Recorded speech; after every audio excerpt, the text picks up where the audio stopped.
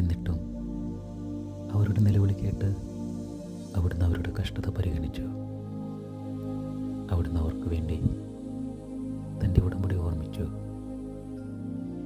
തൻ്റെ കാരുണ്യാതിരേകം മൂലം അവിടുത്തെ മനസ്സലിഞ്ഞു. അവരെ തടവുകാരാക്കിയവർക്ക് അവരോട് സഹതാപം തോന്നാൻ അവിടുന്ന് ഇടയാക്കി. ഞങ്ങളുടെ ദൈവമായ കർത്താവേ, ഞങ്ങളെ രക്ഷിക്കണമേ. ജനതകളുടെ ഇടയിൽ നിന്ന് ഞങ്ങളെ ഒരുമിച്ച് കൂട്ടണമേ. അവിടുത്തെ പരിശുദ്ധ നാമത്തിന് കൃതജ്ഞത അർപ്പിക്കാനും അവിടുത്തെ സ്തുതിക്കുന്നതിൽ അഭിമാനം കൊള്ളാനും ഞങ്ങൾക്ക് ഇടവരട്ടെ.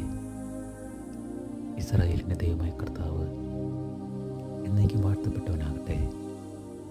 ജനം മുഴുവനും ആമേൻ എന്ന് പറയട്ടെ.